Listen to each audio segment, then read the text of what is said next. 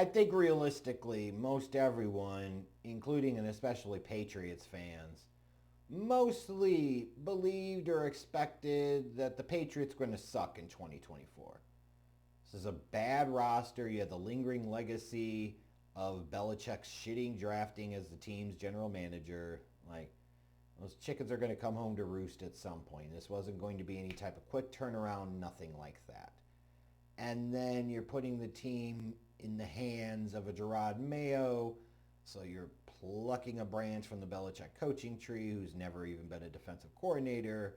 Like, hard to see where this was going to turn out positively. And to his credit or discredit, like Gerard Mayo certainly did nothing to overcome those incredibly low expectations. He was clearly not ready for prime time, seemed to be passing the buck at every opportunity. Again, I ask the questions, why the fuck, after almost 2.5 decades of Bill Belichick, would you want to pluck a branch from the Belichick coaching tree is beyond me. In addition, a guy that had never even been a defensive coordinator before. Like, what the hell are you doing here? You not only did that, like you were adamant, like you just didn't even have a real process because you just crammed this through. Like, what the hell were the Crafts thinking here? Gee, I wonder how this was going to go. You know, and to me, it was the whole thing of like, it's kind of wait and see. You never really know until you know. But as soon as I saw that Gerard Mayo was saying Drake May is going to start the season on the bench and we just got to start Jacoby Brissett, like this fool thought Brissett was the fucking better option. That's really dumb. And he really thought that Drake May was going to learn better from sitting on the bench. That is also really dumb. No, you learn from doing, not sitting on your ass and watching. And to sit there and think that there was such a clear, distinct difference between a Brissett and a Drake May, just no. And the whole notion of, well, the offensive line is really bad and the lack of talent. Okay, then why did you draft Drake May? The point of drafting a Drake May is to help elevate the team around him. That's what a franchise quarterback does. And are you going to say the same shit in 2026 if the offensive line's not fixed? 2027? You're going to wait out his entire rookie fucking contract if the offensive line continues to suck? Like, what the hell are we talking about here? At some point in time, you got to frickin' throw the lamb to the wolves. You got to throw them to the fire and see what happens. And then, like, as you go through this whole season, which you knew was going to be bad, and it was, to make matters worse for Patriots fans, just lose the last game and you get the number 1 overall pick. It's that simple. It's a situation where you say, well, what does that matter? Because they're not going to be drafting a quarterback. That's true. But you're in a spot where you get to that number 1 overall pick. You have options. You could take a Travis Hunter or an Abdul Carter. Or you could do the really wise thing is hope one of these quarterback needy, quarterback desperate teams allows their desperation and neediness to have them make a bad move up to 1, and you now have gotten into a situation where you have accumulated some additional draft pick capital and really position yourself well for the future to really build around Drake May, right? Instead, they won a meaningless game.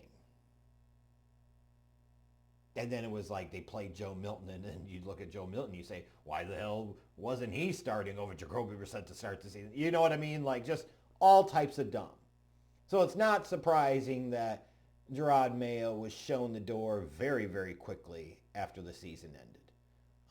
Because this was a shit show in New England in 2024. There's no question about it. And it was a predictable shit show. I'm sorry it was. Drake May, I think, when you look back at this season, he had about the rookie year you could expect. Took a lot of sacks and a lot of hits behind that shitty offensive line. He had a lot of turnovers due to being raw, bad supporting cast, playing from behind, putting more pressure on him to make decisions you wouldn't normally want to make. But he had some spectacular plays and even a couple clutch moments that give you some hope for the future. But, you know, Drake May was the type of guy of, you're not drafting him in 2025 to be a superstar on day 1. He was a guy that, you know, you're looking at and you're saying this is about the 3 years, 4 years down the road, and like he had the most physical talent and upside of the quarterbacks in that draft class, but it was going to take some time because he had some flaws. You know, his accuracy, his footwork, like there's some real flaws there. And he still got work to do, but the potential is there. But it's going to be hard to unleash the potential if you don't put a better team around them. Like, the offense didn't have anybody go over 1,000 yards rushing, nobody with over 700 yards receiving, just like a lackluster, pathetic supporting cast around and combined with this very terrible offensive line. And then the defense. Like, if it's the one thing you say you would hope Gerard Mayo would have in a pretty good shape, well, not surprisingly, he didn't, because he'd never even been a defensive coordinator. So what the hell do you expect? The defense was 22nd in total yards allowed and, at the bottom of the pack in the league and getting after the quarterback. Not a great combination. Lack of skill players on offense, bad offensive line, a defensive front that can't get after the quarterback. Gee, that sounds like a recipe for failure. So not only was it not surprising that they got rid of Gerard Mayo, you could certainly understand why they were very eager to go after Mike Vrabel, because he was a guy you're talking about was part of the Patriots culture of the past, the Patriot way, but technically not a branch from the Belichick coaching tree. First valuable lesson learned. Next is Vrabel's a guy in Tennessee that had some success, kind of building a culture, building a program, So yeah, and to the whole concept of the Patriots kind of skirting the Rooney Rule, they certainly did, but it's kind of one of those deals of sometimes you just know who you want to hire. Should you have to go through that process? And the answer might be yes, there are rules and everybody should follow them, and that's fair. But even if they hired 50 candidates, I think they were always going to go with Mike Vrabel. That's the guy that they want. And at least to their credit, they made a pretty quick move to make that happen. Now, as you go into this offseason, you look ahead to free agency and the draft, there is the potential here with bringing Mike Vrabel into the fold and another year behind Drake May. There's a possibility for a quick turnaround here. You've got over $100 million in cap space, the 4th overall pick, unless you get to a place where, and this should be one legit concern with the Mike Vrabel, is the first time that Drake May does something bad, is he going to be a dumb dick and bench him? As Mike Vrabel's prone to not doing good work with young quarterbacks. That's a bit of a caution here, right? Maybe he's learned his lesson from Tennessee, but I'll believe it when I see it. But this is a team that has the cap space ammunition to go after it in free agency, and they need to. They need to be addressing the offensive line, the defensive line. They just need players. They need talent. And then in the draft, they've got to hit. And where they really got to hit, in my opinion, is on the offensive side of the ball. To the point of, if every pick in the draft that you invest goes on the offensive side of the ball, then that was a good draft. Because you have to build up the infrastructure around Drake May. You need a franchise left tackle protecting his blind side. You need a legit wide receiver 1.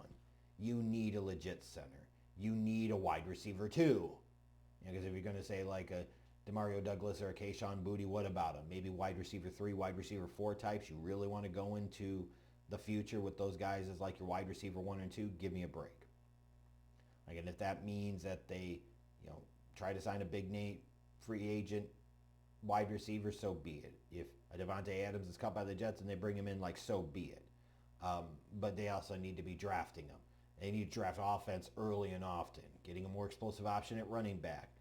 More help on the offensive line. Are you catching the theme here? And it's not to say that the defense doesn't have holes. They've got Christian Gonzalez, but what the fuck else do they have on that side of the ball? The reality is this, is that for the Patriots, you have to build around Drake May, full stop, period.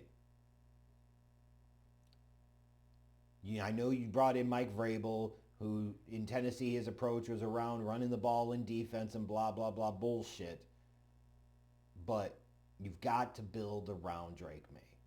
And this offseason has to be about putting him in a much better situation than the Patriots put him in his rookie year. Because if they do that, like I said, there is a potential here for a quick turnaround. And I don't know if they're necessarily contending with the Bills in that division, but they could certainly make a run at the playoffs next year. That's certainly possible. But if they go into this and they heavily pursue defensive help in the draft, it just help you understand they don't know what the fuck they're doing. It's crazy. So bad season as expected for the Patriots. Patriots fans can at least feel better about They already have one upgrade this offseason. As much of a Mike Vrabel fan as I am not, represents a sizable, significant upgrade over Gerard Mayo. And like, if that's what the start of like other significant upgrades throughout the offseason and the draft, then the Patriots are going to be in a much better spot this upcoming season.